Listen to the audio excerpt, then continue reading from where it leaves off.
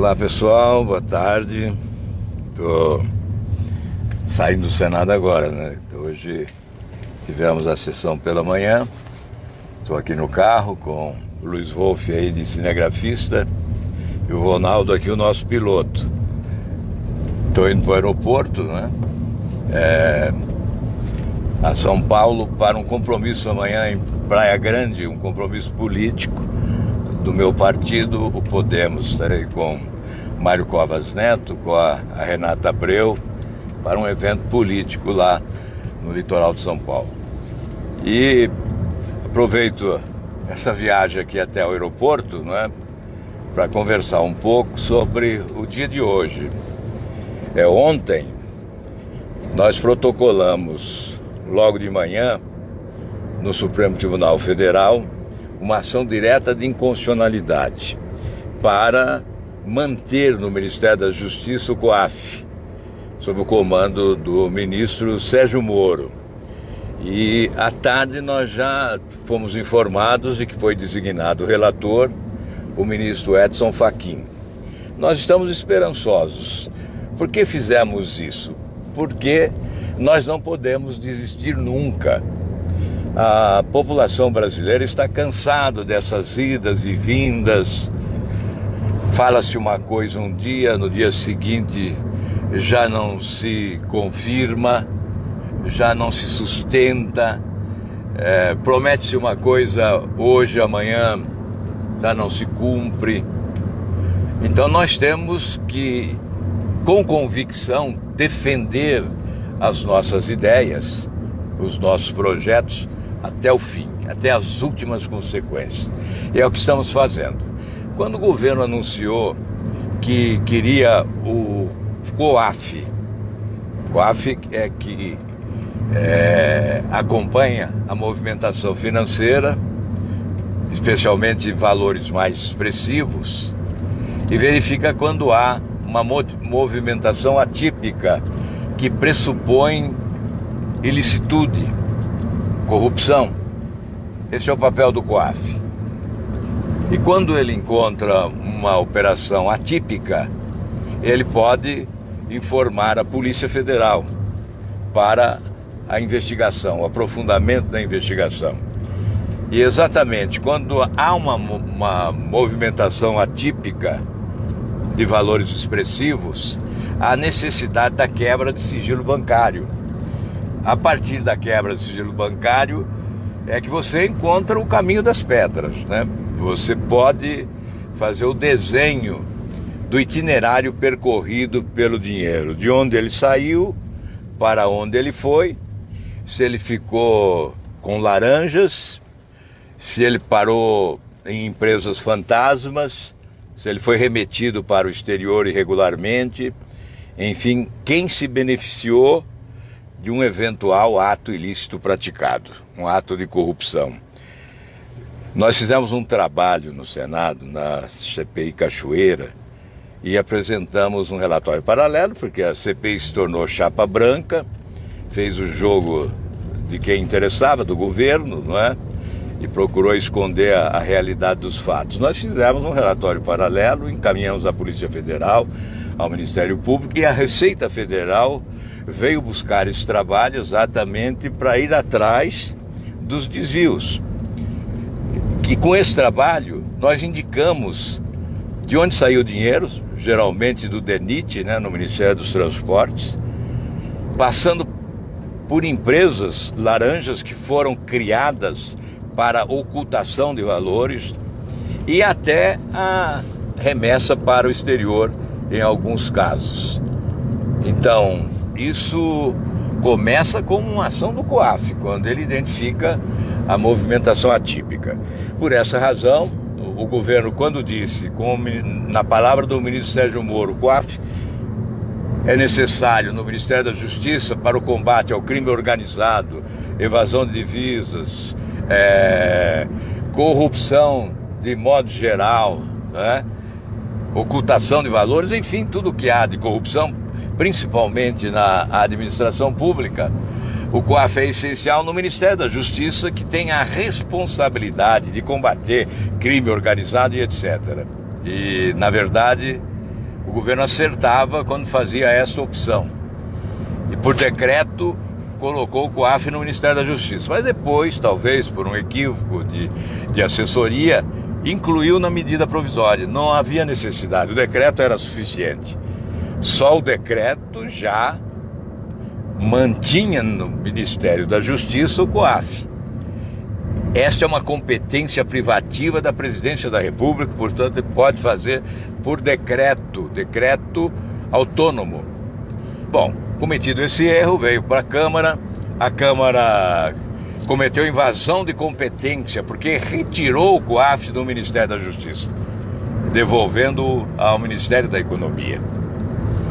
Invasão de competência, inconstitucionalidade, está no artigo 84 da Constituição.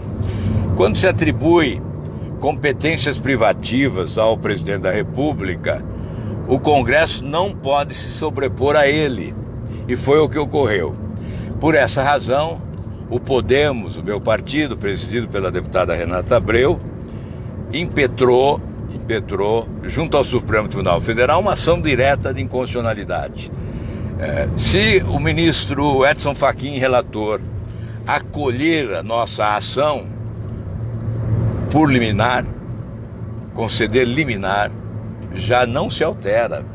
Mesmo o presidente da República sancionando esta medida provisória, o COAF permanecerá no Ministério da Justiça. É o que nós desejamos. O nosso partido foi responsável lá na Câmara dos Deputados pelo destaque para a votação em separado e perdemos por 18 votos. No Senado eu fui o autor do destaque e perdemos novamente.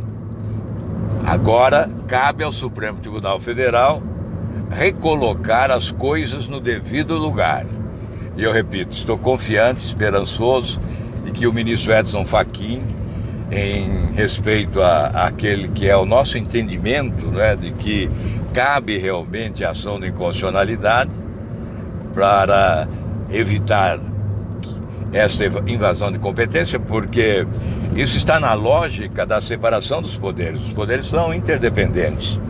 Se nós aceitamos essa regra de invadir a competência do Executivo, desautorizando o presidente da República num ato que é da sua privativa competência, nós vamos admitir também que o presidente da República, por medida provisória, possa alterar o nosso regimento, o regimento do Senado, da Câmara ou do Congresso Nacional. Por essa razão eu estou confiante, eu acredito. Acho que é o lugar, o Ministério da Justiça, estamos tentando contribuir para melhorar o Brasil, queremos que as reformas aconteçam, esta é uma reforma, acho que é fundamental combater a corrupção, defendo a institucionalização da Operação Lava Jato como uma política de Estado de combate à corrupção permanente, porque um dia acaba a Operação Lava Jato, não sei quando, se demora ou não, mas vai acabar. E o combate à corrupção não pode acabar, nós temos que continuar com esta prioridade para reconquistar respeitabilidade, para que o Brasil volte a ter o respeito internacional, para que nós possamos crescer mais economicamente, oferecer segurança jurídica para que investidores estrangeiros investam no nosso país, gerando emprego, renda, receita pública, desenvolvimento. Portanto, é fundamental e nós vamos cumprir o nosso dever, estamos cumprindo o nosso dever. Não paramos no caminho, não desistimos. Nós não podemos desistir nunca quando temos a convicção do acerto. Nós temos que combater o erro e temos que defender os nossos acertos quando estivermos convictos deles. E neste caso, a convicção.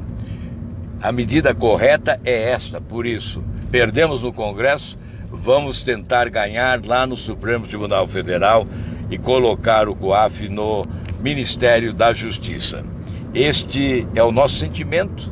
Na verdade, nós estamos respeitando você ao proceder desta maneira. Eu tenho certeza que você que está me acompanhando aqui não gosta da frouxidão, não gosta da preguiça, você não gosta dos que desistem, da covardia. Você gosta da ousadia, da coragem, você gosta do enfrentamento. e nós vamos até as últimas consequências. Se perdermos no Supremo, paciência, fizemos o nosso papel, cumprimos o nosso dever. E antes de concluir, tá cansado aí, Wolf? Aguenta aí.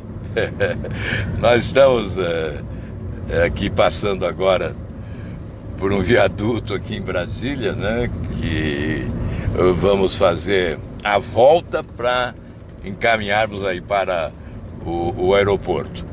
Então, o que eu gostaria de dizer também é que hoje nós nos recusamos a votar medidas provisórias que chegaram na última hora no Senado. A Câmara gasta todo o tempo para análise das medidas provisórias e elas chegam no Senado no último momento. Essas medidas provisórias têm um prazo de validade até 3 de junho, portanto, nós teríamos que votar hoje. Não votamos, não aceitamos votar, não admitimos votar, porque nós não podemos aprovar o desconhecido. Na Câmara apresentam emendas. Uma das medidas provisórias contava com 30 emendas da Câmara, jabutis, que nós chamamos de jabutis, que é matéria colocada indevidamente no texto de uma medida provisória. Assunto que não tem similitude com a essência da medida provisória, com o objetivo dela. Isso nós chamamos de jabuti. Então, jabuti deve ser excluído da medida provisória. Eu fui autor de uma ação junto ao Supremo Tribunal Federal em 2011, se não me falha a memória, em novembro, e ganhamos esta ação. O acórdão determina que o presidente do Senado expurgue da medida provisória o jabuti, ou seja, o assunto indevido. Então, quando o presidente tem coragem e cumpre essa jurisprudência firmada pelo Supremo como decorrência de uma ação de minha autoria, nós aí expurgamos das medidas provisórias os jabutis. Mas isso nem sempre ocorre. Então, nós não aceitamos votar hoje de manhã essas medidas provisórias e teremos uma sessão na segunda-feira à tarde para a deliberação destas medidas provisórias. Uma delas já foi excluída da ordem do dia, não será votada, porque há alterações no Código Florestal. E em função de determinadas emendas que foram aprovadas pela Câmara, nós não aceitamos deliberar sobre essa medida provisória e ela está excluída, ela vai para o arquivo. Votaremos as outras. Bem, eu quero ver se acho aqui alguns desejando que dê tudo certo, né? Estamos aqui também com Paulinho. Quem mais aqui? A Miriam Ribeiro, agradecendo. Maria Cordeiro, Humberto Oliveira. De vez em quando o carro pula aqui, eu não consigo ler. Isso é que é interessante, é que quem é aqui? Parabéns e tal, obrigado pelo Brasil. Muito bom. Humberto Oliveira, Estela, vem mais aqui. O Bruno, Cícero, Miriam. Obrigado a todos. Agora estamos chegando aí no aeroporto. Vou encerrando aqui então essa comunicação com você. Hoje houve uma manifestação de protesto, me parece que foi pífia, né? Esvaziada. Aliás, eu não entendo como querem fazer manifestação de protesto durante dia de trabalho. Eu acho bonito quando a população vai para as ruas no domingo. Aí sim, aí é um espetáculo cívico, democrático, seja de um lado ou de outro. Nós temos que admirar as pessoas que têm essa disposição de sair de casa e ir para as ruas para levar a sua mensagem, o seu protesto ou a sua reivindicação. Mas dia de trabalho tem que trabalhar, né? E fica aquela impressão, foi para a rua porque não está trabalhando. Então, se for o desempregado, se fosse uma manifestação de desempregados protestando contra o desemprego no Brasil, teria o nosso aplauso. Então, mas eu acho que não é a hora de fazer uma manifestação de protesto numa quinta-feira como hoje. Por isso, me parece que essa mobilização fracassou. E só poderia fracassar mesmo, não é? Enfim, nós estamos chegando agora no aeroporto. Quero agradecer a você, desejar a todos um feliz final de semana. Provavelmente eu conversarei com vocês amanhã, lá do litoral de São Paulo, quando deste evento político do qual participarei. Ou, quem sabe antes disso, na capital de São Paulo. Um grande abraço a todos e um ótimo final de semana.